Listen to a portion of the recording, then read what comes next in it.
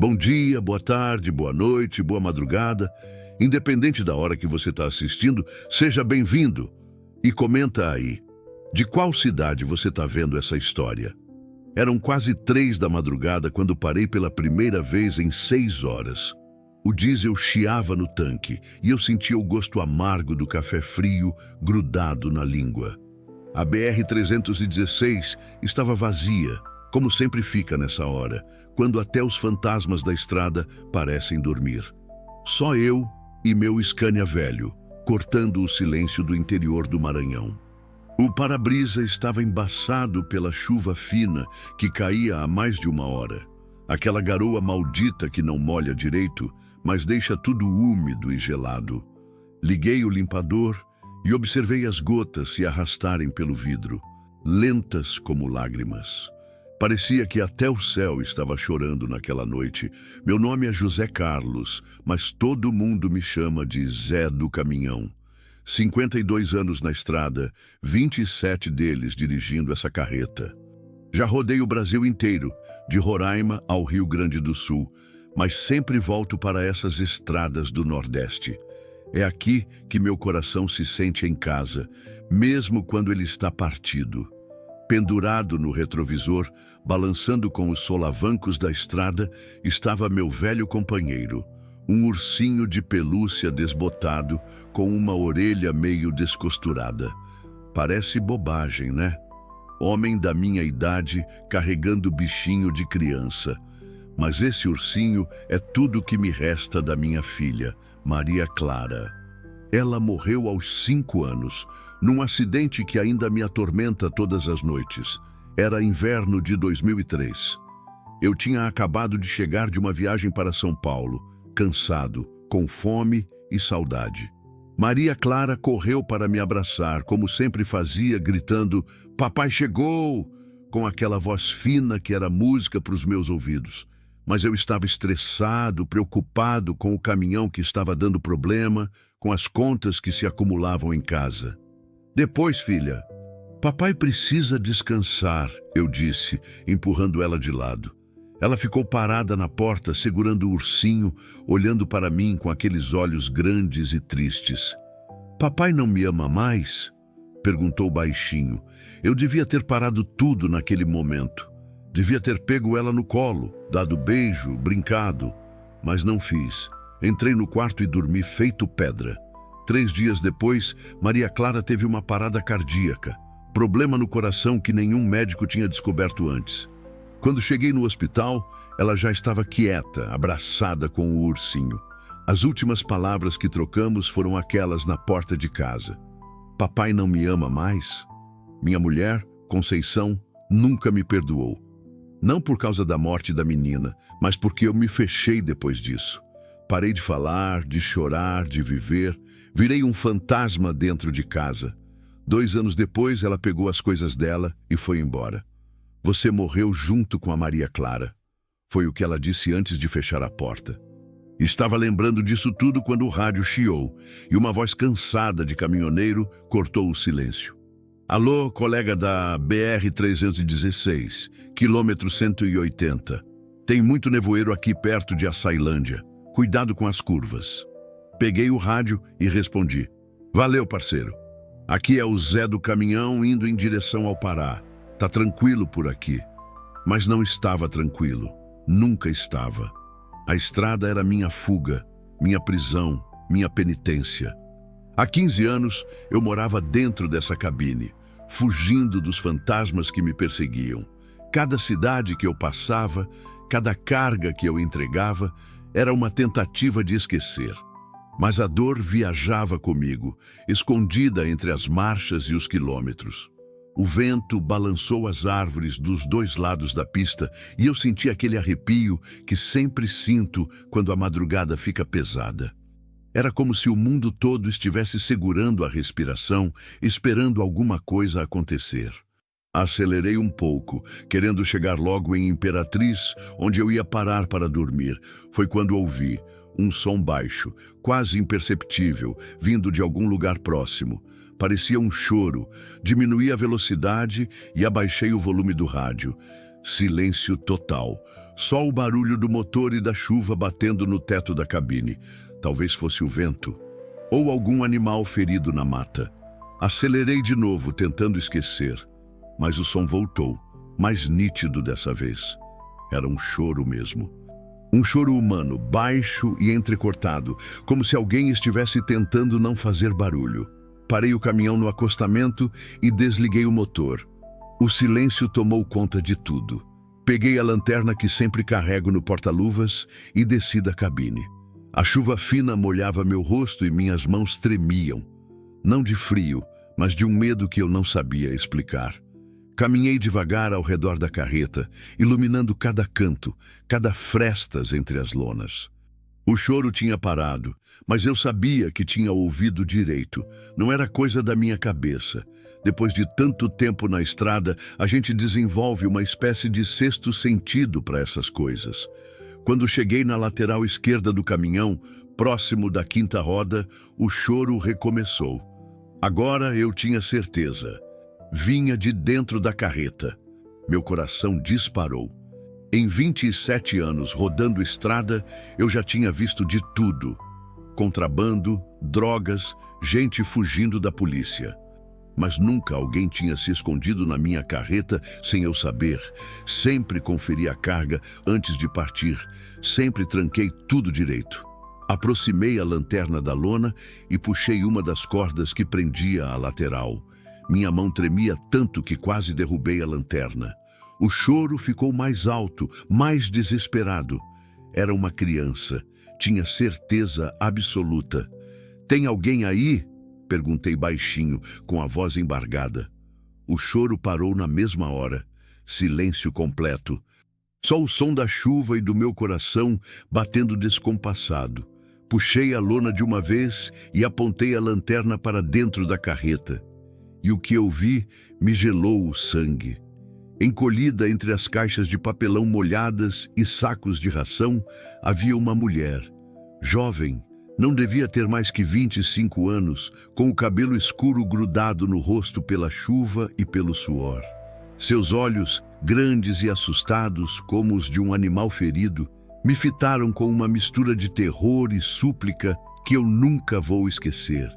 Nos braços dela, embrulhado num pedaço de pano sujo e rasgado, estava uma criança, um menino pequenininho que não devia ter mais que 2 anos, com a pele quente de febre e os lábios ressecados. O choro que eu tinha escutado era dele. "Por favor", sussurrou a mulher com a voz rouca e trêmula. "Não me entregue. Pelo amor de Deus, não me entregue." Fiquei parado, feito estátua por alguns segundos, tentando processar o que estava vendo. Como diabos eles tinham entrado na minha carreta? E por que ela estava com tanto medo assim? "Calma, moça." Consegui falar, baixando a lanterna para não cegar ela. "Eu não vou fazer mal. Como vocês entraram aqui?" Ela apertou o menino contra o peito e se encolheu ainda mais entre as caixas. "Quando você parou no posto em Codó, você estava no banheiro e eu não tinha mais para onde ir." Codó. Eu lembrava vagamente. Tinha parado lá umas 4 horas atrás para abastecer e usar o banheiro. Sempre deixava a carreta destrancada quando ia ser rápido. Nunca pensei que alguém fosse se aproveitar disso. "Vocês estão aí há 4 horas?" Perguntei, incrédulo. Ela assentiu, tremendo. O menino gemeu baixinho e ela o balançou devagar, cantarolando uma canção que eu não conhecia. Era uma dessas canções que as mães cantam quando não sabem mais o que fazer, quando só resta o carinho para espantar o medo. "Está com fome? Sede?" Perguntei, me aproximando devagar. "Ele está com febre", ela disse, ignorando minha pergunta. "Precisa de remédio, precisa de um médico." Olhei para o menino e vi que ela estava certa.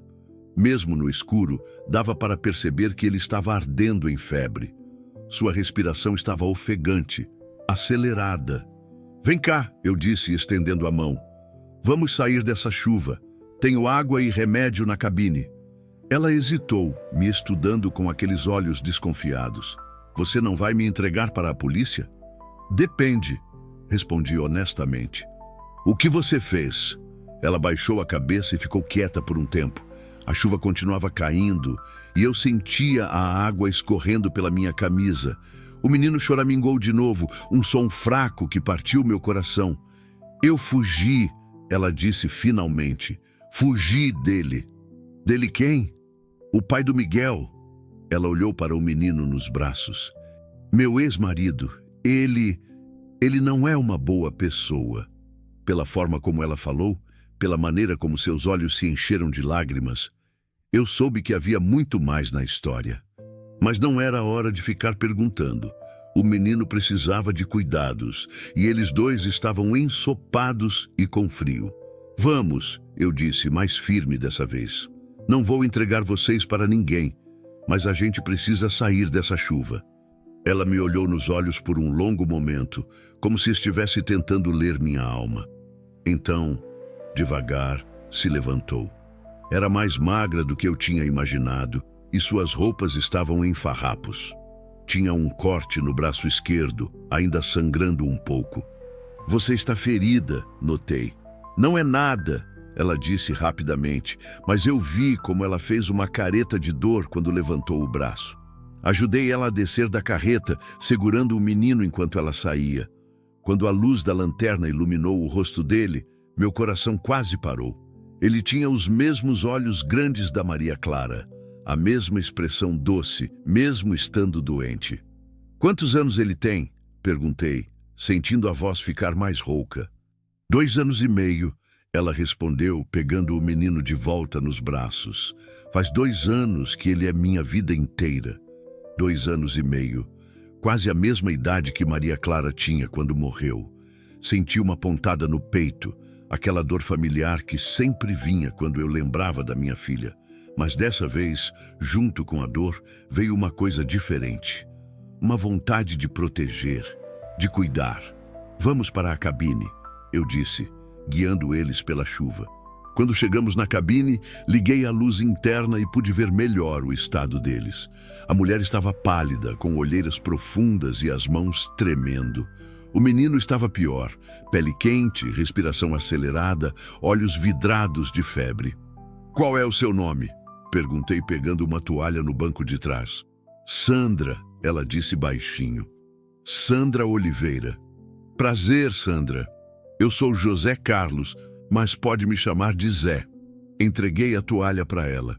Seca vocês enquanto eu procuro o remédio.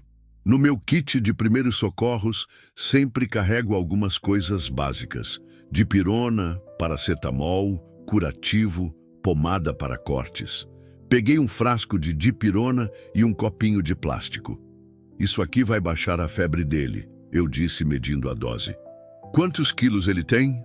Uns 12 quilos, ela respondeu, secando o cabelo do menino com cuidado. Dei o remédio para ela e ela conseguiu fazer o Miguel engolir, mesmo com ele meio desacordado. Depois, molhei um pano com água fresca e coloquei na testa dele. Ele vai melhorar, eu disse, mais para tranquilizar ela do que por ter certeza. Sandra começou a chorar, não um choro alto, mas aquelas lágrimas silenciosas que machucam mais. Eu não sei mais o que fazer, ela sussurrou. Não sei para onde ir. Me sentei no banco do motorista e a observei. Ela estava segurando o menino como se fosse a coisa mais preciosa do mundo, que era mesmo. Lembrei de como Conceição segurava Maria Clara quando ela estava doente, com aquele jeito protetor que só as mães têm. Você não precisa me contar nada se não quiser, eu disse, mas se está fugindo, deve ter um motivo bom. Ela ficou quieta por um tempo, balançando Miguel devagar. O menino parecia estar respirando melhor e a febre tinha diminuído um pouco. Marcos, ela disse finalmente, meu ex-marido, ele é violento.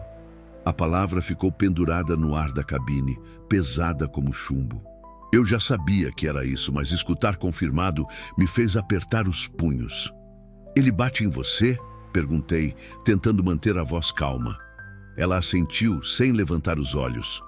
Começou logo depois que a gente casou. Primeiro eram só uns empurrões, uns xingamentos. Depois foi ficando pior. E o menino?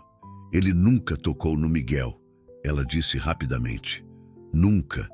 Mas eu tinha medo que um dia ele fosse tocar. Ontem à noite ele chegou bêbado e... Ela parou, respirando fundo. Ele disse que ia me ensinar a ser uma esposa de verdade, que ia me ensinar na frente do Miguel, para o menino aprender como as coisas funcionam.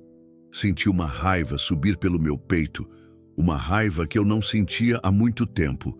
Não era só pela Sandra, mas por todas as mulheres que passam por isso, por todas as crianças que crescem vendo o pai maltratar a mãe. Você fez certo em fugir, eu disse. Fiz? Então por que me sinto tão culpada? Ela me olhou com os olhos cheios de lágrimas. Ele é o pai do Miguel. Ele nos sustentava. Agora a gente não tem nada, não tem ninguém. Vocês têm a vida, respondi. O resto a gente dá um jeito. Você nem me conhece, ela disse. Por que está me ajudando?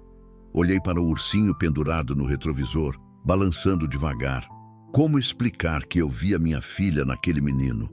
Como contar que eu estava tentando fazer o que não consegui fazer por ela? Porque todo mundo merece uma segunda chance, foi o que eu disse. Sandra sorriu pela primeira vez desde que eu a encontrei. Um sorriso pequeno, tímido, mas que iluminou todo o seu rosto. Onde você quer ir? Perguntei. Tem uma prima minha em Belém, ela disse. A Cristina. A gente se falava sempre, antes do Marcos me proibir de falar com a família. Ela sempre disse que se eu precisasse... Belém é longe, eu disse. Umas 8 horas de viagem. Eu sei. Eu posso descer em qualquer lugar. Não quero atrapalhar. Você não está atrapalhando. Eu interrompi. Eu estava indo para Belém mesmo. Tem uma entrega lá. Era mentira.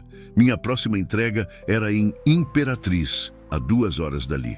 Mas depois de Imperatriz, eu não tinha mais nada programado. Podia muito bem seguir para Belém. Sério? Ela perguntou, com uma esperança no olhar que me deixou emocionado. Sério, mas a gente vai ter que ir devagar por causa do menino. Miguel dormia tranquilo no colo da mãe, a febre já baixando. Sandra o beijou na testa e sussurrou algo que eu não consegui ouvir. Obrigada, ela disse, me olhando nos olhos. Obrigada por não me julgar, por não me entregar. Não precisa agradecer, eu disse. A gente cuida uns dos outros na estrada. Mas lá no fundo, eu sabia que não era só isso. Havia algo naqueles dois que mexia comigo, que acordava uma parte de mim que eu achava que tinha morrido junto com Maria Clara. Liguei o motor e voltei para a pista. A chuva continuava caindo, mas agora eu não me sentia mais sozinho. Tinha uma missão, um propósito. Tinha 2 vidas para proteger. O que eu não sabia é que algumas horas depois, nossa viagem viraria uma corrida desesperada pela sobrevivência e que o passado de Sandra era muito mais perigoso do que eu imaginava. Rodamos por 2 horas em silêncio, apenas com o ronco baixo do motor e o som da chuva diminuindo aos poucos. Miguel dormia profundamente no colo da mãe, a febre já controlada, respirando de forma mais tranquila. Sandra olhava pela janela, perdida em pensamentos que eu não conseguia decifrar. Quando passamos pela placa Imperatriz 50 quilômetros, ela se mexeu no banco. Zé, disse baixinho, para não acordar o menino. Posso te contar uma coisa? Claro, respondi, diminuindo um pouco a velocidade. A estrada estava mais clara agora, a chuva tinha parado e o céu começava a clarear no horizonte. Eu menti para você, ela disse, e meu coração deu um pulo. Quer dizer, não menti completamente, mas não contei tudo. Parei o caminhão no acostamento e me virei para ela. Que tipo de mentira, Sandra? Ela respirou fundo, apertando Miguel contra o peito. Sobre o Marcos, ele não é só violento, ele é perigoso mesmo, muito perigoso. Perigoso como? Ele faz parte de uma organização. Ela pronunciou a palavra como se estivesse com medo de que alguém pudesse ouvir. Traficantes. Ele comanda o tráfico de drogas em 3 cidades do interior do Maranhão. Senti um frio na espinha. Sandra, você está falando sério? Morto sério. Ela me olhou nos olhos. Quando eu descobri há 2 anos, eu quis ir embora. Mas ele disse que se eu tentasse fugir, ele mataria minha mãe, minha irmã, toda a minha família. Por que você não procurou a polícia? Sandra riu, mas foi um riso amargo, sem alegria. Metade da polícia de Codó trabalha para ele, a outra metade tem medo dele. Ele não é um traficante qualquer, Zé. Ele é o Marcos Batista. Você já deve ter ouvido falar. O nome me gelou o sangue. Todo mundo que rodava as estradas do Maranhão conhecia esse nome. Marcos Batista, o homem que controlava o tráfico de drogas na região. Tinha uma rede de contrabando que ia do interior até Belém, passando por todas as cidades pequenas da região. A polícia já tentou prender ele várias vezes, mas ele sempre escapava. Tinha gente infiltrada em todos os lugares. Meu Deus, Sandra, murmurei. Você é mulher do Marcos Batista? Era, ela corrigiu. Eu era só uma menina quando conheci ele. 17 anos, trabalhando numa lanchonete em Codó. Ele parecia um príncipe encantado. Bonito, educado, com dinheiro. Disse que ia me tirar da pobreza, que ia cuidar de mim. E você acreditou? Eu era uma menina boba, ela disse, com a voz embargada. Minha mãe tinha morrido há pouco tempo. Eu não tinha ninguém. Quando ele apareceu, prometendo amor e proteção, eu o agarrei como uma tábua de salvação. Ela parou para respirar, acariciando o cabelo do Miguel. No começo foi bom. Ele me deu uma casa, roupas bonitas, comida na mesa, mas depois que eu engravidei, ele começou a mudar. Ficou possessivo, violento. Dizia que eu era propriedade dele, que o Miguel era propriedade dele. E você nunca pensou em denunciar ele? Pensei, mas toda vez que eu ameaçava, ele mostrava fotos da minha irmã, da minha prima, dos meus vizinhos. Dizia que se eu abrisse a boca, ele ia matar todo mundo que eu amava, um por um. Senti uma raiva crescer no meu peito. Não era só raiva do Marcos, mas raiva de todos os homens que usam a violência para controlar as mulheres. Raiva de um sistema que deixa essas coisas acontecerem. O que mudou? Perguntei. Por que você resolveu fugir agora? Sandra ficou quieta por um longo momento. Quando falou, sua voz estava tão baixa que eu quase não consegui ouvir. Semana passada, ele chegou em casa com uma arma nova, uma pistola pequena, dourada. Estava bêbado, se gabando de como tinha resolvido um problema com um comerciante que não queria pagar a taxa de proteção. Ela parou, tremendo. Ele colocou a arma na mesa da cozinha e disse: "Sabe o que eu fiz com esse cara, Sandra? Dei um tiro na cabeça dele, na frente da mulher e dos filhos, para eles aprenderem a não mexer comigo." Ele matou o homem? Matou. E depois olhou para mim e disse: "Se você algum dia pensar em me desafiar, lembra dessa história, porque eu faço a mesma coisa com você, e o Miguel vai crescer sabendo que a mãe dele era uma traidora." Senti um nó na garganta. Que filho da puta! Naquela noite, eu fiquei olhando para o Miguel dormindo e pensei: que tipo de homem meu filho vai se tornar se crescer vendo essas coisas? Que tipo de mãe eu sou se permito que ele cresça nesse ambiente? Ela começou a chorar, mas eram lágrimas de determinação, não de desespero. Eu decidi que preferia morrer tentando salvar meu filho do que viver sabendo que estava criando um monstro. Então você fugiu. Planejei durante uma semana. Marcos ia viajar para São Luís, numa reunião com outros traficantes. Eu sabia que ele ficaria fora pelo menos 2 dias. Peguei um pouco de dinheiro que eu tinha escondido, algumas roupas do Miguel, e saí de casa de madrugada. E como você chegou até minha carreta? Peguei um ônibus até Codó. Sabia que de lá saíam muitos caminhões para o Pará. Fiquei no posto esperando, observando os motoristas. Quando vi você, algo me disse que você era diferente, que você não ia me entregar. O que você viu em mim? Sandra sorriu, um sorriso triste, mas sincero. Você tem olhos de quem já sofreu, olhos de quem entende dor. E tem uma foto no painel ali, de uma menina pequena. Pensei que você fosse pai, que talvez entendesse o que eu estava passando. Olhei para o painel, onde eu mantinha uma foto desbotada da Maria Clara. Era a única foto que eu carregava dela, tirada poucos meses antes de morrer. Ela estava rindo, segurando o ursinho que agora balançava no meu retrovisor. Você estava certa, eu disse. Eu entendo. Posso perguntar o que aconteceu com ela? Morreu quando tinha 5 anos. Problema no coração. Não contei o resto da história.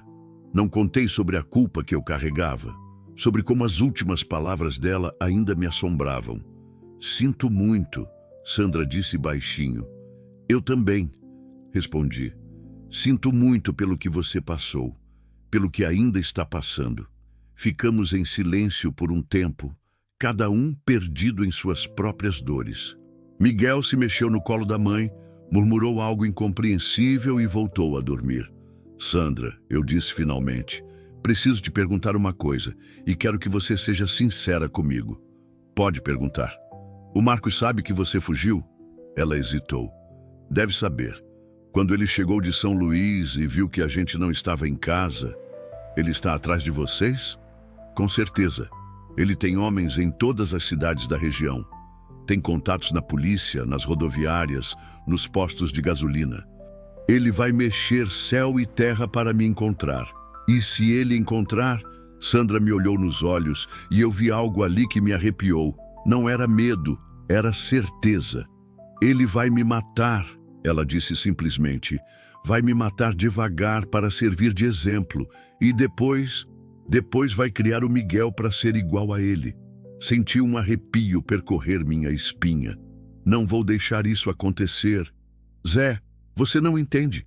Ele tem uma organização inteira. Tem armas, tem homens, tem dinheiro. Você é um caminhoneiro. Um homem bom, mas nada. Eu interrompi. Eu já perdi uma filha. Não vou perder outra.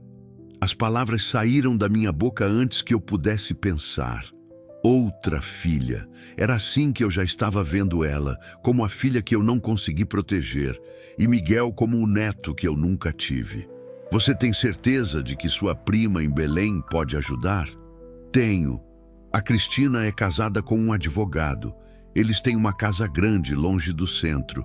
Ela sempre disse que se eu precisasse... Então vamos para Belém, eu disse ligando o motor. Mas vamos ter que ser espertos. Se o Marcos tem gente em todos os lugares, a gente não pode usar as estradas principais. Você conhece outras rotas? Conheço. Tem umas estradas vicinais passando por fazendas e vilarejos pequenos.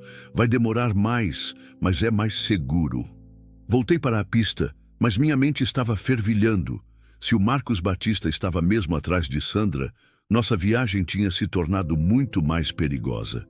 Eu não era mais apenas um caminhoneiro ajudando uma mãe em apuros.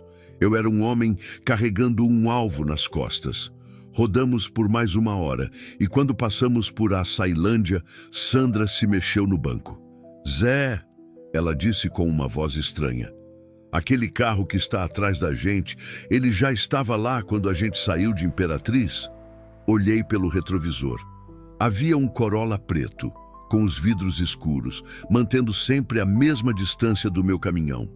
Tinha sido meio desligado, mas agora que ela falou, percebi que o carro estava ali há um tempo. Não sei, respondi tentando manter a calma. Pode ser coincidência? Pode, ela disse, mas sua voz estava trêmula. Ou pode ser que ele já tenha me encontrado. Acelerei um pouco para testar. O Corolla acelerou junto. Diminuí a velocidade. Ele diminuiu também. Merda, murmurei. É ele, Sandra sussurrou, apertando Miguel contra o peito. Eu sei que é ele. Como você pode ter certeza? Porque eu conheço esse carro. É do Carlinhos, o braço direito do Marcos. Ele dirigiu esse carro quando me levou para o hospital na vez que o Marcos me quebrou 3 costelas. Meu sangue gelou. Tem certeza? Absoluta, inclusive a placa, BCF 9821. Eu decorei porque toda vez que eu via esse carro, eu sabia que algo ruim ia acontecer. Olhei pelo retrovisor de novo. O carro estava se aproximando. Consegui ver 2 homens no banco da frente, e algo me disse que eles não estavam ali para conversar. Sandra, eu disse, mantendo a voz o mais calma possível. Preciso que você se abaixe. pega o Miguel e se esconde atrás do banco. Por quê? Porque essa brincadeira vai ficar séria agora. Ela obedeceu sem questionar, se abaixando com o menino. Miguel acordou e começou a choramingar, mas Sandra o acalmou com sussurros. O Corolla acelerou e se aproximou do meu caminhão. Quando ficou na mesma altura da cabine, o vidro do passageiro desceu. Eu consegui ver o rosto do homem, cicatriz na bochecha, olhos frios, sorriso cruel. Ele fez um gesto com a mão, indicando para eu parar no acostamento.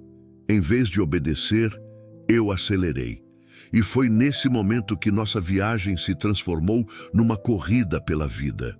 O Corolla grudou na lateral do meu caminhão como uma sombra maldita.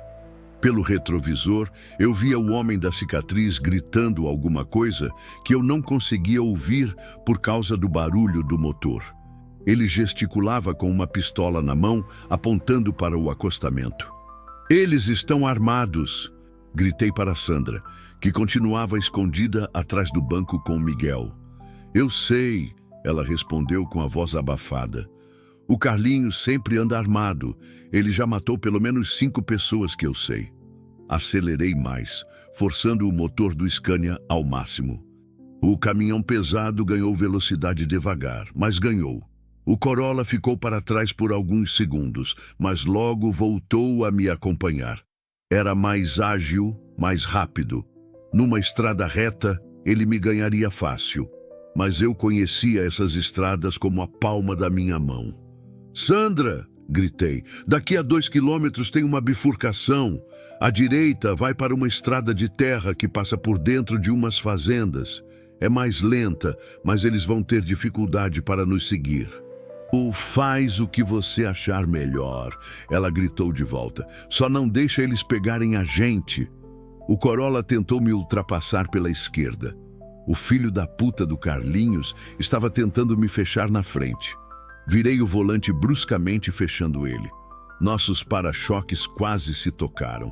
Ele buzinou furiosamente e caiu para trás. Miguel começou a chorar, assustado com os solavancos e os gritos.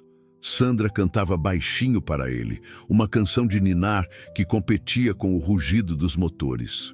"Calma, meu amor", ela sussurrava. "A mamãe está aqui, tudo vai ficar bem." Mas eu sabia que ela estava mentindo. Nada estava bem. Nada ia ficar bem se eles nos pegassem. O Carlinhos tentou ultrapassar pela direita dessa vez. A estrada era estreita, mas ele estava forçando a passagem no acostamento. Pedras voavam do pneu dele, batendo no meu para-brisa. Uma rachadura começou a se formar no vidro. "Esse maluco vai nos matar", murmurei entre dentes. Foi quando vi a placa. Fazenda Santa Maria, 500 milímetros. Era a bifurcação que eu estava esperando. Uma estradinha de terra batida que cortava por dentro de 3 fazendas antes de voltar para a estrada principal, uns 15 quilômetros adiante. "Segura firme", gritei para Sandra. Diminui a velocidade de repente como se fosse parar. O Carlinhos pisou no freio, confuso. Nesse momento, virei o volante com força para a direita, entrando na estrada de terra numa curva fechada que fez o caminhão inclinar perigosamente. Por um segundo, pensei que íamos tombar. As rodas do lado esquerdo levantaram do chão, e eu senti o peso de toda a carreta pendendo para o lado direito. Sandra gritou. Miguel chorou mais alto, mas o caminhão se endireitou. Entramos na estrada de terra levantando uma nuvem de poeira que cobriu tudo atrás de nós. Pelo retrovisor, vi o Corolla passar direto pela bifurcação. Eles não tinham percebido a manobra a tempo. Ganhamos alguns minutos preciosos. "Conseguimos", gritei aliviado. "Por enquanto", Sandra respondeu, levantando a cabeça cuidadosamente. "Mas eles vão voltar. O Carlinhos não é burro. Ele vai perceber que a gente sumiu e vai voltar procurando." Ela estava certa. Tínhamos uns 5, no máximo 10 minutos de vantagem. A estrada de terra era esburacada, cheia de buracos e pedras. O caminhão saltava como um cavalo bravo e eu tinha que diminuir a velocidade para não quebrar alguma coisa. Cada solavanco fazia Miguel chorar mais e Sandra fazia o possível para proteger ele dos impactos. Como você conhece essa estrada? Ela perguntou, ainda agachada. Já fiz algumas entregas nas fazendas por aqui, respondi, desviando de um buraco do tamanho de uma banheira. O pessoal de Açailândia às vezes contrata caminhão para levar ração para o gado. Passamos pela primeira fazenda Santa Maria. Algumas vacas nos olharam passar com aquela cara boba que o gado tem. 2 vaqueiros a cavalo pararam o que estavam fazendo para ver o caminhão passar correndo numa nuvem de poeira. Eles vão lembrar da gente? Sandra disse preocupada. Tanto faz, respondi. Se o Carlinhos vier perguntar, a gente já vai estar longe. Mas no fundo, eu sabia que ela tinha razão. Estávamos deixando rastros, e homens como Marcos Batista sabiam seguir rastros. A segunda fazenda apareceu depois de 3 quilômetros de estrada brutal. Fazenda São José, especializada em criação de porcos. O cheiro forte tomou conta da cabine, e Sandra fez uma careta. Que nojo, ela murmurou. É o cheiro da liberdade, eu disse tentando ser otimista. Foi quando escutamos o ronco do motor atrás de nós. Olhei pelo retrovisor e vi a nuvem de poeira se aproximando. O Corolla preto cortava a estrada de terra como um demônio, muito mais rápido do que deveria ser possível naquelas condições. Como eles conseguem andar tão rápido nessa estrada? Perguntei incrédulo. Porque eles são loucos, Sandra respondeu. O Carlinhos dirige como se não tivesse medo de morrer, e talvez não tenha mesmo. O Corolla estava ganhando terreno rapidamente. Em poucos minutos, estaria colado em nós de novo. Tem mais alguma saída? Sandra perguntou, o desespero voltando à voz. Pensei rapidamente. Conhecia aquela região, mas não tão bem assim. A estrada de terra passava por mais uma fazenda antes de voltar para a estrada principal. Não tinha outras bifurcações, não tinha outros caminhos. Estávamos numa ratoeira. Tem um açude, eu disse, mais para mim mesmo do que para ela. O quê? Um açude, na fazenda Boa Esperança, que é a próxima. Tem uma ponte de madeira sobre o açude. Uma ponte velha, que o pessoal usa para levar o gado para o outro lado. E daí? A ponte aguenta o peso de algumas vacas. Talvez aguente um carro, mas não aguenta um caminhão. Sandra me olhou com os olhos arregalados. Você está pensando em passar por cima? Estou pensando em não passar por cima. Ela demorou alguns segundos para entender. Quando entendeu, ficou pálida. Você quer quebrar a ponte para eles não conseguirem atravessar? É a única chance, eu disse. Se a gente conseguir atravessar e quebrar a ponte, eles vão ter que dar a volta inteira. Vão perder pelo menos 1 hora. E se a ponte quebrar com a gente em cima? Olhei para ela pelo retrovisor. Você tem uma ideia melhor? Ela ficou quieta, apertando Miguel contra o peito. O menino tinha parado de chorar e estava olhando para fora da janela com aqueles olhos grandes e curiosos. Não fazia ideia do perigo que estávamos correndo. Tudo bem, Sandra disse finalmente. Faz o que você achar melhor. Eu confio em você. Confio em você. 3 palavras que eu não escutava há muito tempo. 3 palavras que me fizeram lembrar do que era ter alguém dependendo de mim. O Corolla estava a menos de 100 metros agora. Conseguia ver o rosto furioso do Carlinhos pelo para-brisa. Ele estava gesticulando para o motorista, provavelmente mandando acelerar mais. A entrada da fazenda Boa Esperança apareceu na nossa frente. Uma porteira de madeira pintada de azul, com o nome da fazenda escrito em letras desiguais. Acelerei e passei direto, sem diminuir a velocidade. A porteira estava aberta, graças a Deus. A estrada da fazenda era ainda pior que a anterior. Pedras grandes, buracos profundos e uma inclinação que fazia o caminhão trabalhar pesado. Conseguia ouvir o motor gemendo, pedindo água. Quanto falta para o açude? Sandra perguntou. 2 quilômetros, talvez 3. O Corolla entrou na fazenda atrás de nós. Estava mais devagar agora, porque a estrada era impossível de percorrer em alta velocidade. Mas ainda assim estava ganhando terreno. Passamos por um curral onde uns bois nos olharam passar com curiosidade.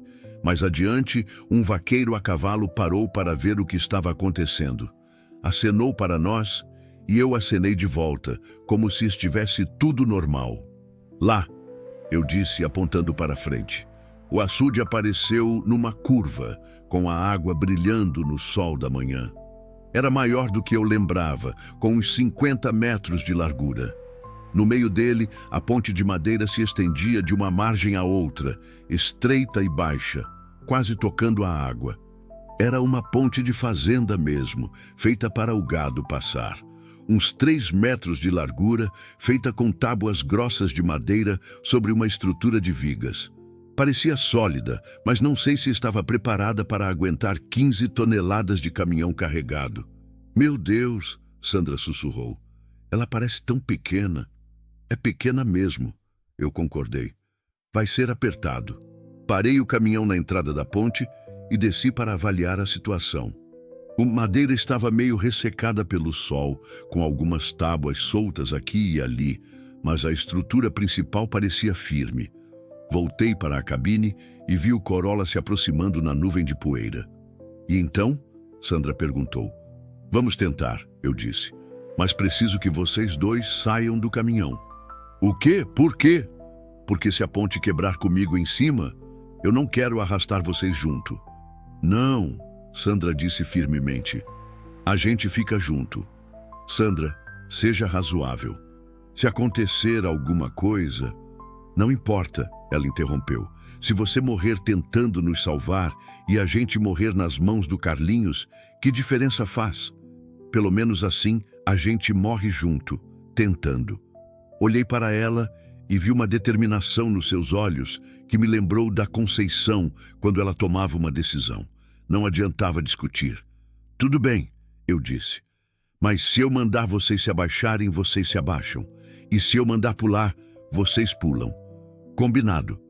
Liguei o motor e me aproximei da ponte devagar. O Corolla estava a uns 500 metros, mas vindo na nossa direção. Coloquei as rodas da frente na primeira tábua da ponte e senti a madeira ceder um pouco sob o peso. Parei e respirei fundo. Pronto? Perguntei. Pronto, Sandra respondeu segurando Miguel firme. Soltei a embreagem devagar e comecei a atravessar. A madeira gemia e estalava sob o peso do caminhão. A cada metro que avançávamos, eu sentia a ponte se deformando, cedendo. Água respingava pelas frestas entre as tábuas. Estávamos na metade da ponte quando ouvi o primeiro estalo forte. Essa foi uma viga, eu disse, tentando manter a calma. Continua, Sandra disse. Não para. Acelerei um pouco mais estalos. A ponte balançava agora de um lado para o outro. Senti o estômago embrulhar com o movimento. Quase lá, murmurei, mais para me convencer do que para informar. Faltavam 5 metros para a outra margem, quando a ponte começou a ceder de verdade. Senti o caminhão inclinar para trás, como se a parte de trás da ponte estivesse afundando. Acelera! Sandra gritou. Pisei fundo no acelerador. O motor rugiu, as rodas derraparam na madeira molhada, mas o caminhão avançou. 2 metros, 1 metro. As rodas da frente tocaram terra firme. Depois, as de trás. Estávamos do outro lado. Parei o caminhão e olhei pelo retrovisor. A ponte estava destruída. Metade das tábuas havia caído na água e as vigas estavam penduradas numa estrutura que mais parecia um esqueleto. O Corolla chegou na outra margem e parou. Através da poeira, consegui ver o Carlinhos saindo do carro e andando até a beira do açude.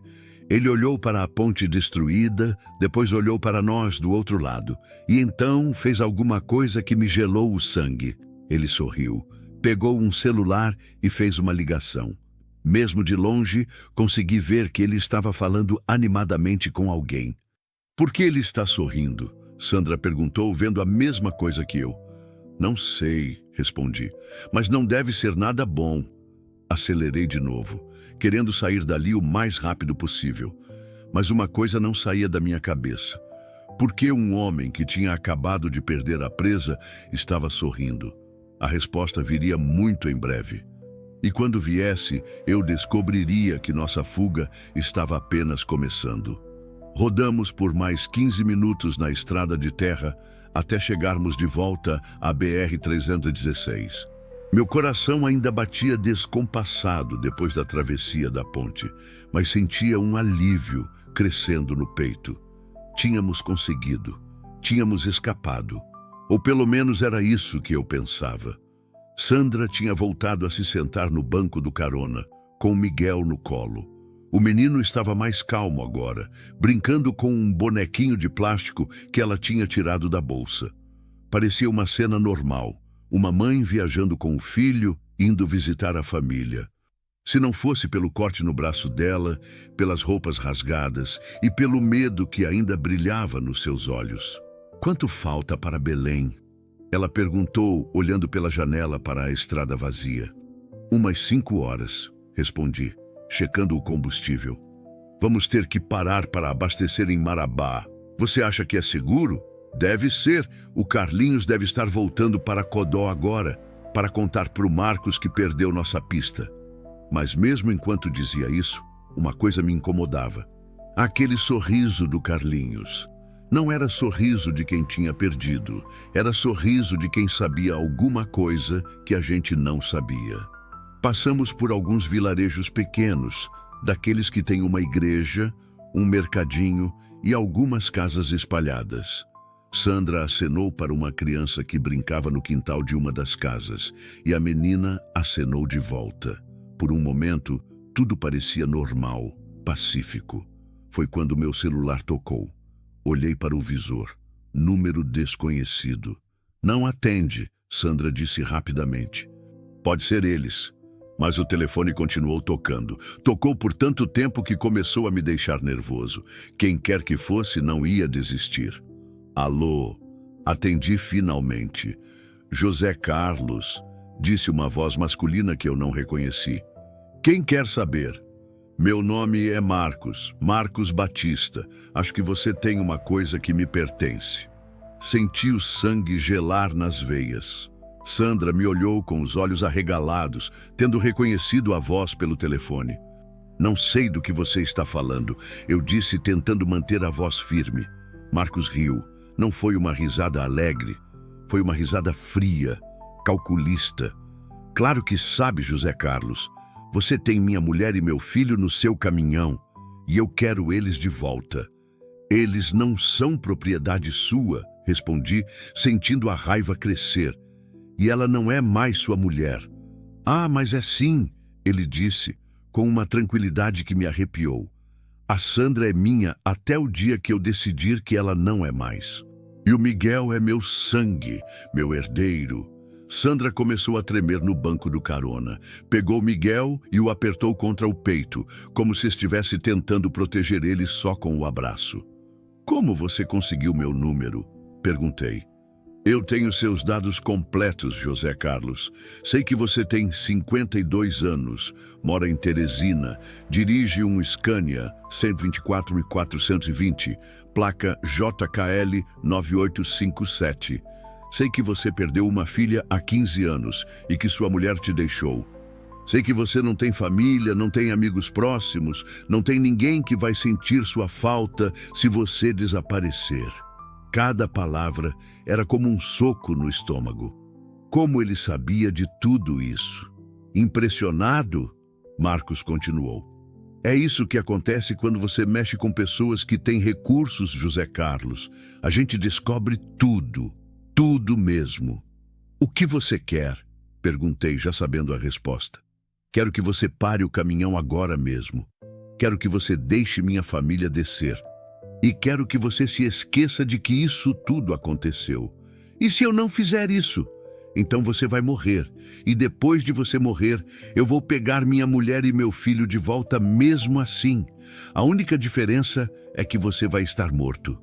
Sandra me olhou com lágrimas nos olhos. Balançou a cabeça devagar, como se estivesse dizendo: não me entregue.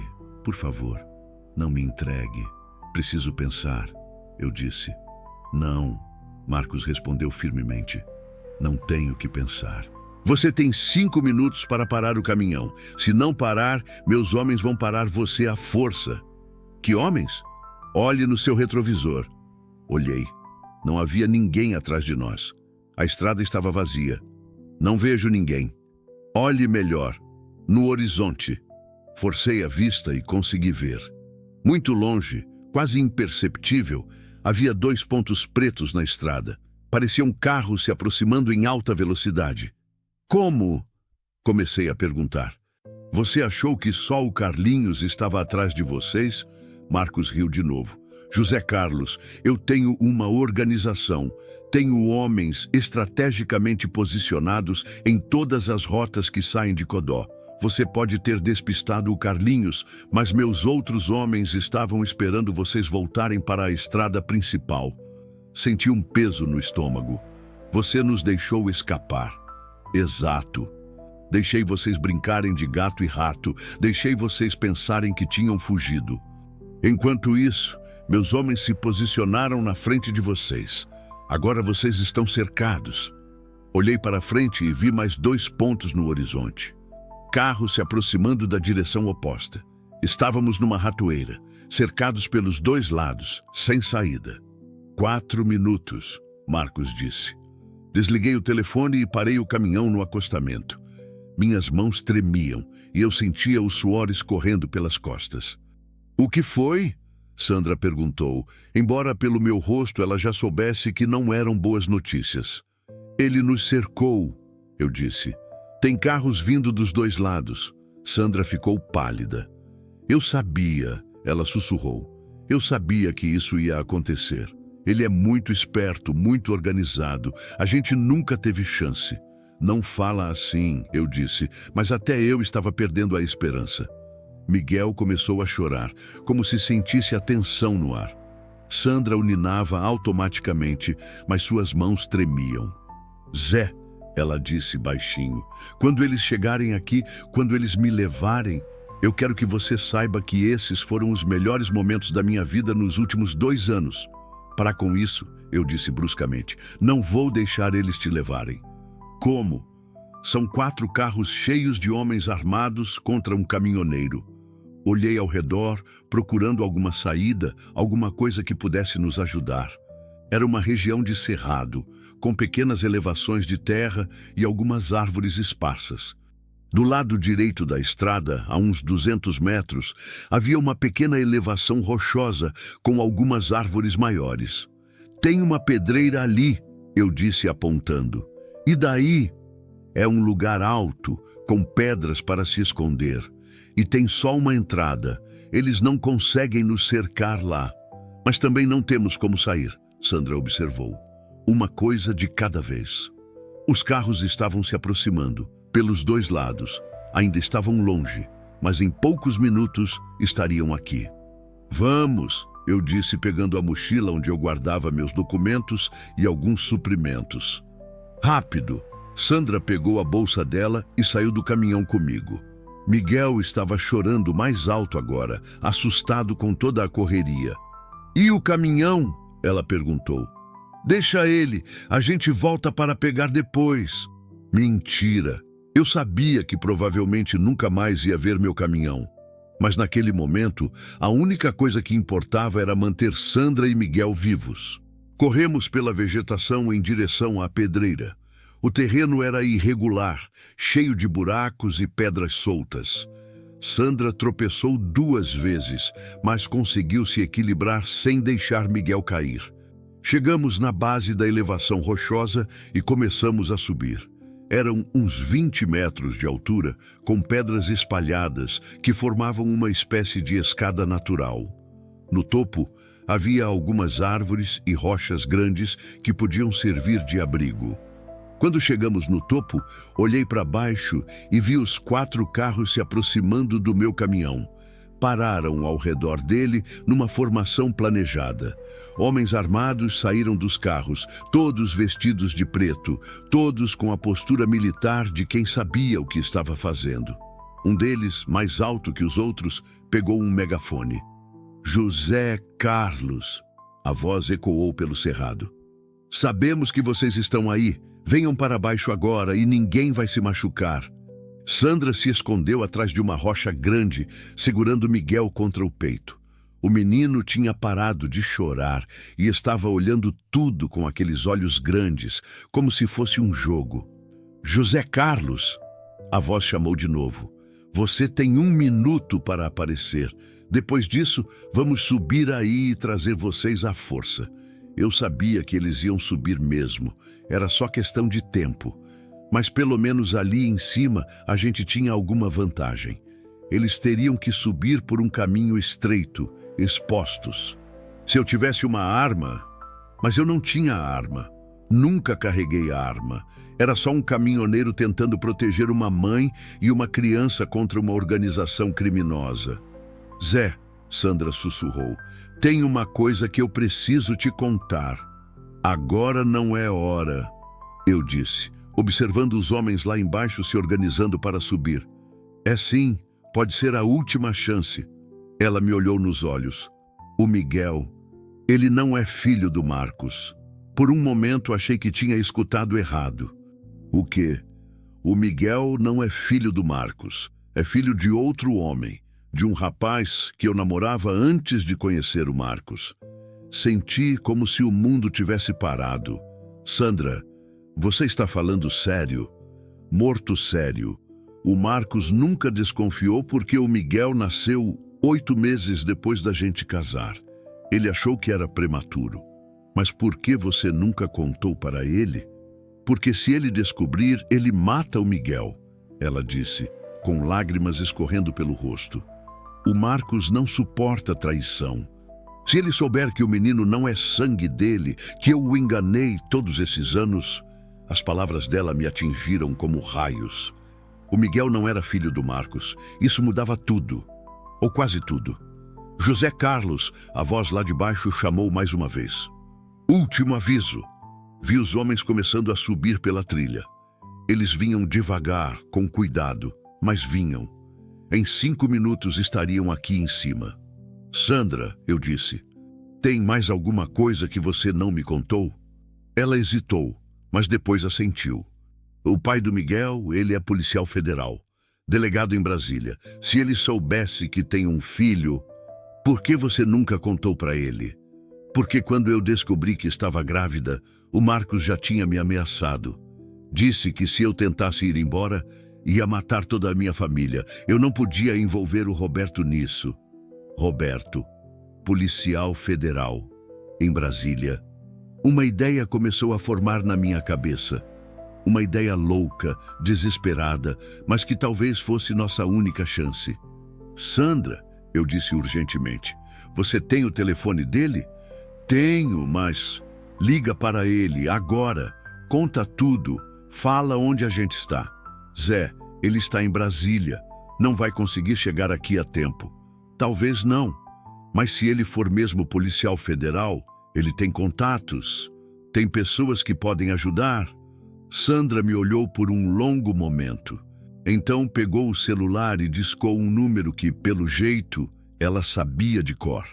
Os homens estavam na metade do caminho até nós. Roberto, Sandra falou no telefone com a voz trêmula. Sou eu, Sandra. Preciso da sua ajuda. E foi nesse momento que nossa história tomou um rumo que nenhum de nós esperava. Roberto, Sandra falou no telefone com a voz embargada pela emoção. Sou eu, Sandra Oliveira. Preciso da sua ajuda. Do outro lado da linha, houve um silêncio que pareceu durar uma eternidade. Eu conseguia ouvir os homens do Marcos subindo pela trilha rochosa, suas botas fazendo barulho nas pedras soltas. Eles estavam cada vez mais perto. Sandra, a voz masculina finalmente respondeu, surpresa e confusa. Sandra, como você conseguiu meu número? Faz mais de 3 anos que... Roberto, por favor, me escuta. Ela interrompeu, olhando nervosamente para baixo da pedreira. Eu sei que você deve estar confuso. Eu sei que você tem 1000 perguntas, mas eu preciso que você me escute agora, porque eu posso morrer nos próximos minutos. O que você está falando? Sandra, você está bem? Não, eu não estou bem. Estou correndo perigo de morte e... Roberto... Ela respirou fundo, as lágrimas escorrendo pelo rosto. Você tem um filho. O silêncio do outro lado foi ainda maior dessa vez. Consegui ouvir a respiração pesada do homem através do telefone. Como assim eu tenho um filho? O Miguel, meu menino, ele não é filho do meu ex-marido. Ele é seu filho, Roberto. Nosso filho. Ouvi uma exclamação abafada do outro lado da linha. Algo caiu no chão, como se ele tivesse derrubado alguma coisa. Sandra, isso não é possível. Você casou com aquele cara logo depois que depois que você sumiu. O menino seria... O Miguel tem 2 anos e meio, Roberto. Faz as contas. Outro silêncio, mais longo ainda. Enquanto isso, eu via os homens do Marcos chegando cada vez mais perto. Faltavam menos de 5 minutos para eles chegarem até nós. Roberto, por favor. Sandra continuou, a voz cada vez mais desesperada. Eu sei que isso é muita informação de uma vez só. Eu sei que você deve estar com raiva de mim por não ter contado antes. Mas eu não podia.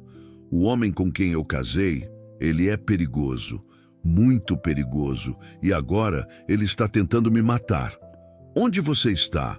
Roberto perguntou, e consegui ouvir na voz dele que alguma coisa tinha mudado. O policial tinha entrado em ação. BR-316, entre Açailândia e Marabá. Estou escondida numa pedreira com o Miguel e um caminhoneiro que está tentando nos ajudar. Tem 4 carros cheios de homens armados cercando a gente. Quem são esses homens? Sandra me olhou, hesitante. Fiz um gesto para ela contar tudo. São homens do Marcos Batista. Ela disse baixinho. Marcos Batista. Roberto repetiu. E pela forma como ele falou, foi óbvio que conhecia o nome.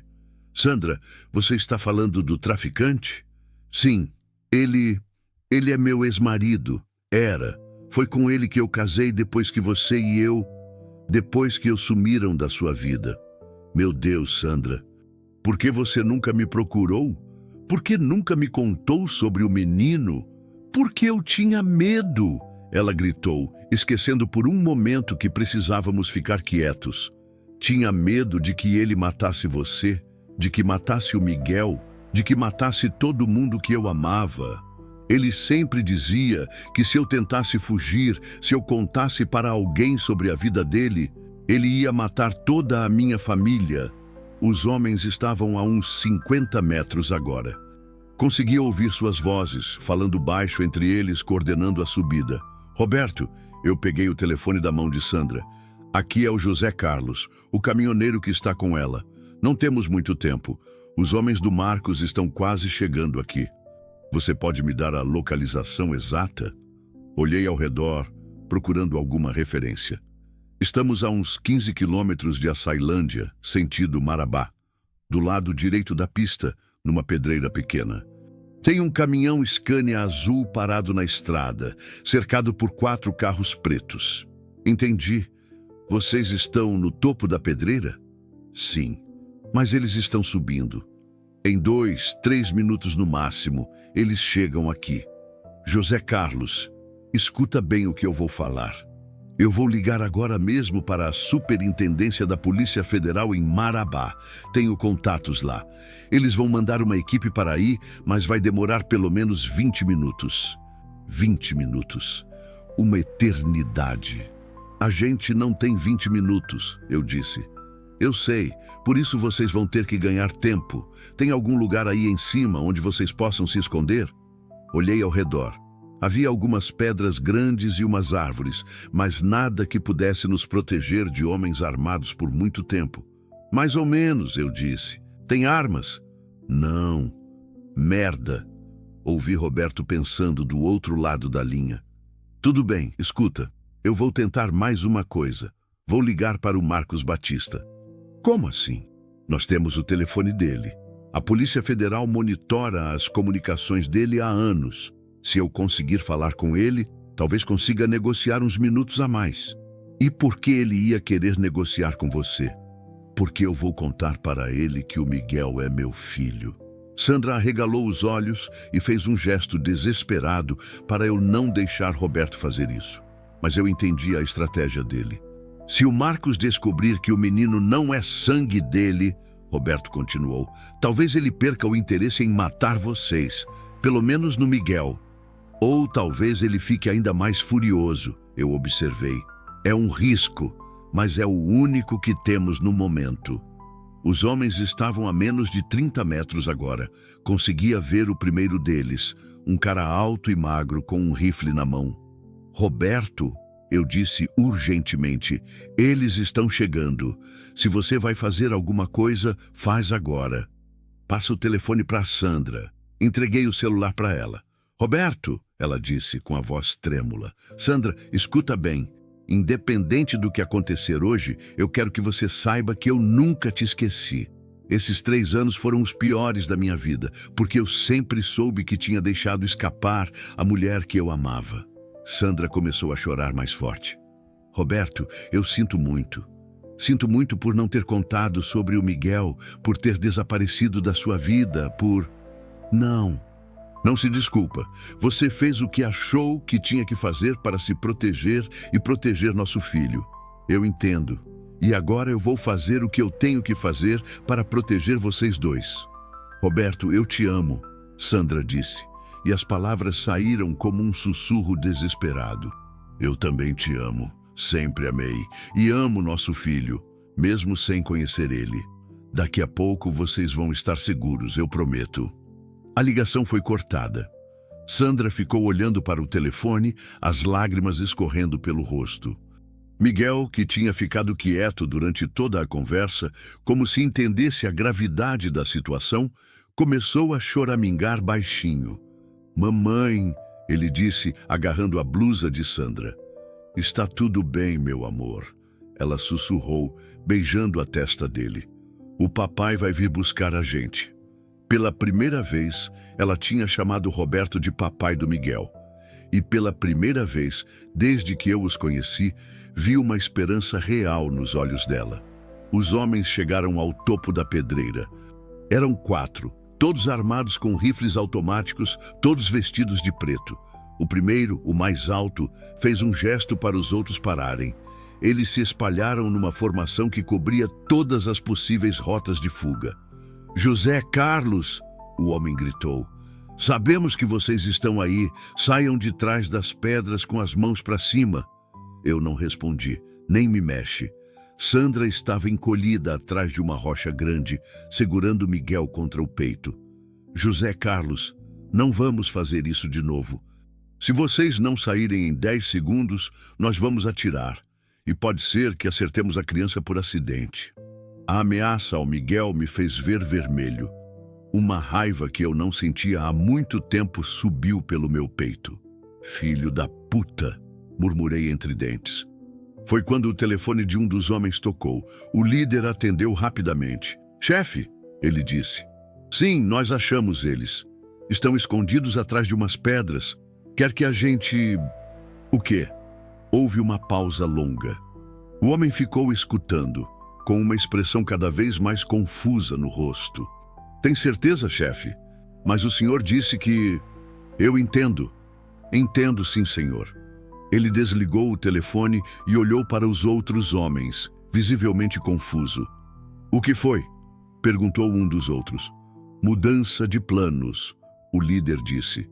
O patrão quer falar com eles antes da gente fazer qualquer coisa. Falar? Ele não disse para trazer eles vivos? Disse, mas agora quer falar primeiro. O líder se aproximou da pedra onde estávamos escondidos. José Carlos, o Marcos quer falar com vocês. Vai fazer uma ligação agora. Se vocês atenderem e conversarem com ele de boa, ninguém se machuca. Se não atenderem... Ele não precisou completar a frase. Meu telefone tocou alguns segundos depois. Olhei para Sandra, ela assentiu, enxugando as lágrimas do rosto. Atendi. José Carlos? A voz do Marcos estava diferente, mais tensa, mais controlada. Estou aqui. Acabei de receber uma ligação muito interessante de um delegado da Polícia Federal, um tal de Roberto Costa. Senti o coração acelerar. Roberto tinha conseguido falar com ele. Ah, é? É. E sabe o que esse delegado me contou? Uma história muito engraçada sobre paternidade. Marcos fez uma pausa dramática.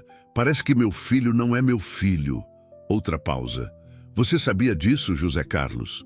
Não, Eu menti. Claro que não sabia. Como ia saber? Mas agora eu sei. E sabe o que isso significa? O quê? Significa que eu perdi 3 anos da minha vida criando o filho de outro homem. Significa que a Sandra me enganou desde o primeiro dia. Significa que ela me fez de otário. A voz dele estava ficando cada vez mais perigosa. E sabe o que eu faço com quem me faz de otário, José Carlos? Não respondi. Eu mato. Senti um frio na espinha. Mas antes de matar, eu quero olhar nos olhos dela. Quero que ela me explique por que achou que podia me enganar. Quero que ela me conte toda a verdade sobre o delegadinho de Brasília. E depois eu mato ela, devagar. E você também por ter se metido onde não foi chamado. E o menino? Marcos riu, mas não foi uma risada alegre. Foi uma risada fria, cheia de ódio. O menino eu vou deixar vivo. Vou entregar ele para o pai verdadeiro, junto com o corpo da mãe. Sandra tinha ouvido a conversa toda. Seu rosto estava branco como papel. Marcos, eu disse, tentando uma última cartada. A Polícia Federal já sabe de tudo. Eles estão vindo para cá. Eu sei, ele disse calmamente. O delegado me avisou. Muito cavalheiro da parte dele. Mas meus homens vão terminar o serviço antes deles chegarem. Tenho 15 minutos, e 15 minutos é mais do que suficiente. A ligação foi cortada. Olhei para Sandra, que estava tremendo de medo. Ele vai me matar, ela sussurrou. Não vai não, eu disse. Mas nem eu acreditava nas minhas próprias palavras. Foi quando ouvimos um barulho diferente vindo debaixo da pedreira. Um barulho que não era de motor de carro, era barulho de helicóptero, e estava se aproximando rápido. O barulho do helicóptero cresceu até se tornar ensurdecedor. Os homens de Marcos olharam para o céu, confusos, apontando suas armas para cima, como se fossem atirar numa aeronave. "Não atirem!" gritou o líder deles. "Pode ser da polícia!" Através das pedras, consegui ver o helicóptero se aproximando. Era preto e branco, com as marcas da Polícia Federal na lateral. Meu coração disparou de alívio. "Roberto conseguiu", murmurei para Sandra. Ela estava chorando de emoção, apertando Miguel contra o peito. O menino olhava para o céu, fascinado com o barulho das hélices, sem entender que aquela máquina voadora podia ser nossa salvação. O helicóptero pairou sobre a pedreira por alguns segundos, depois desceu para um terreno plano a uns 100 metros de distância. Através da poeira levantada pelas hélices, consegui ver homens armados saltando da aeronave. Homens com coletes da Polícia Federal. Um megafone ecoou pelo ar. "Atenção! Aqui é a Polícia Federal. Todos os homens armados devem largar suas armas imediatamente e se render." Os 4 homens de Marcos se entreolharam indecisos. Eram criminosos experientes, mas enfrentar a Polícia Federal era outro nível de problema. "O que a gente faz?" perguntou um deles para o líder. "Não sei", o líder respondeu com a voz tensa. O chefe não disse nada sobre Polícia Federal. "Vocês têm 30 segundos para largar as armas e se render", o megafone repetiu. Foi quando meu telefone tocou novamente. "José Carlos." A voz do Marcos estava furiosa. "Isso é traição." "Não é traição", respondi. "É justiça. Você acha que a polícia vai proteger vocês para sempre? Você acha que eu não vou achar um jeito de chegar até vocês?" "Talvez não", eu disse. "Mas pelo menos hoje vocês estão seguros." "Hoje", Marcos repetiu com veneno na voz. "Mas tem outros dias, José Carlos. Muitos outros dias." A ligação foi cortada. Lá embaixo, os homens de Marcos largaram suas armas e levantaram as mãos. Os policiais federais se aproximaram rapidamente, algemando todos eles. "É seguro sair agora?", eu disse para Sandra. Saímos de trás da pedra, Sandra carregando Miguel no colo.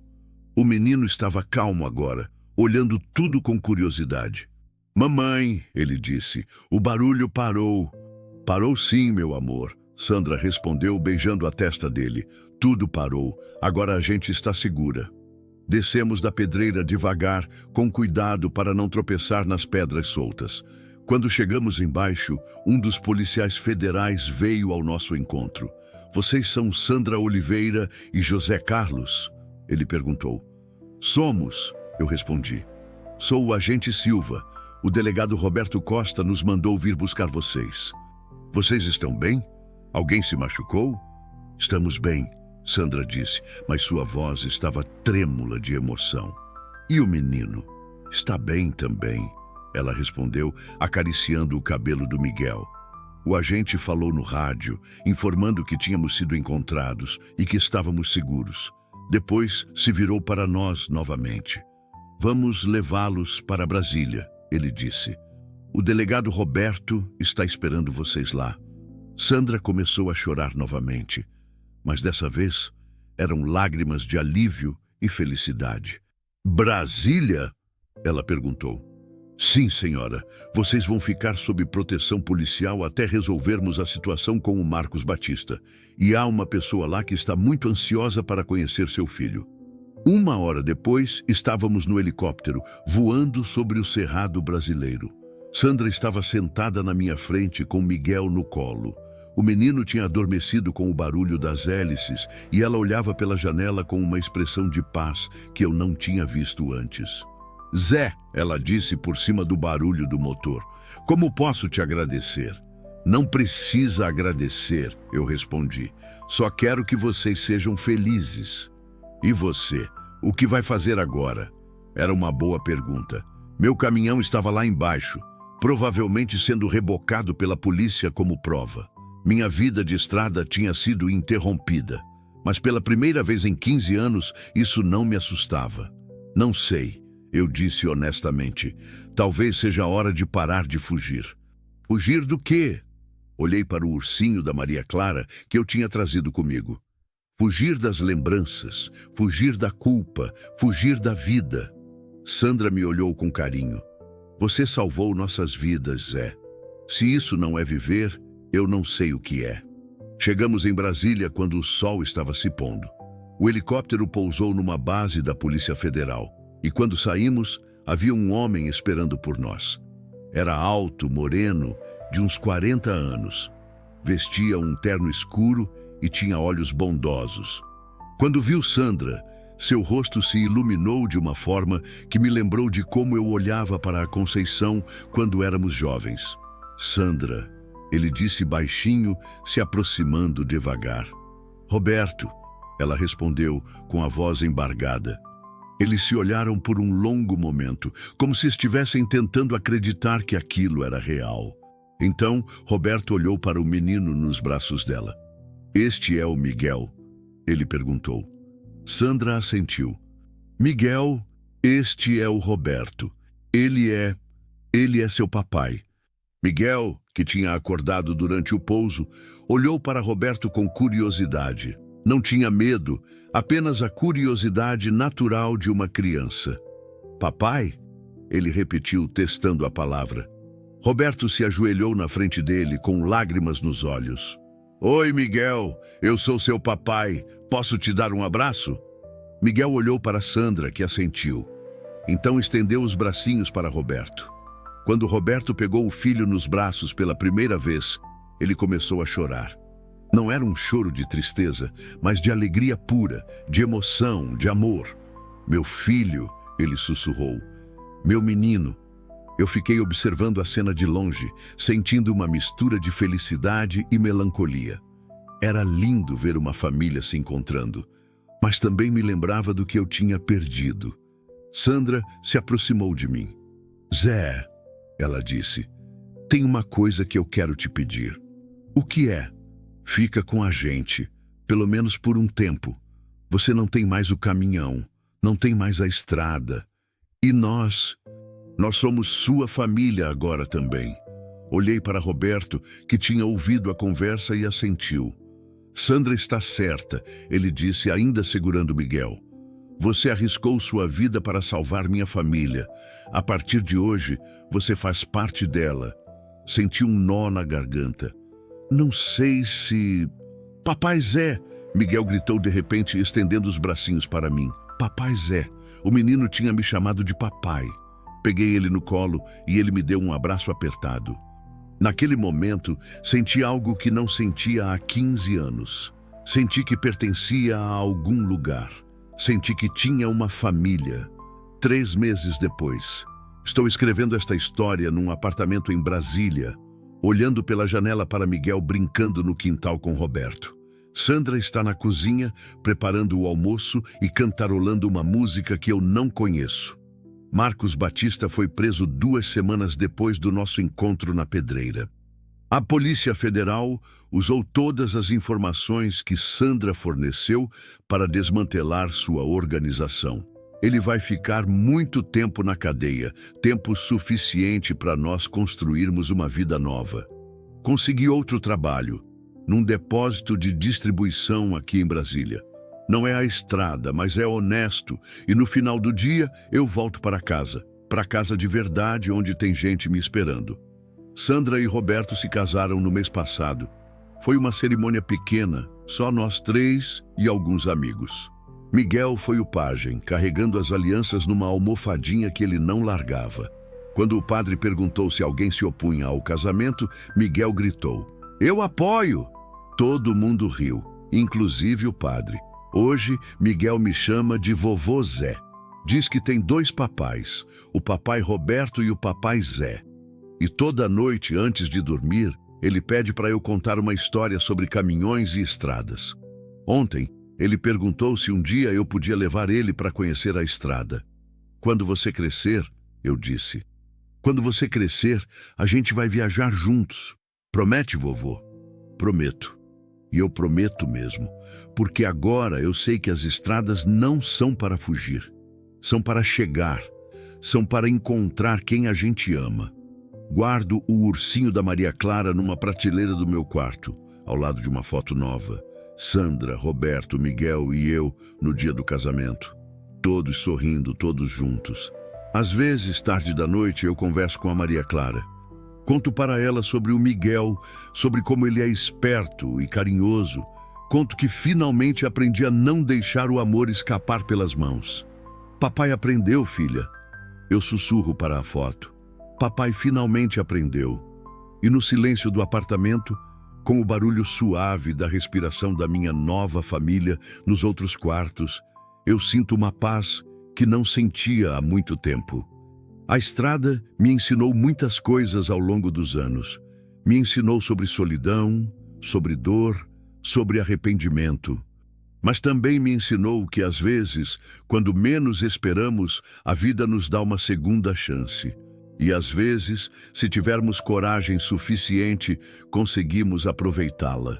Hoje, Miguel tem 3 anos. Ontem ele me perguntou se eu queria ser seu avô para sempre. Eu disse que sim, que não existe lugar no mundo onde eu preferia estar. A estrada continua lá fora, chamando outros caminhoneiros solitários. Mas eu encontrei meu destino, encontrei minha família, encontrei meu lar. E descobri que, às vezes, para chegar onde precisamos estar, primeiro temos que nos perder completamente na estrada.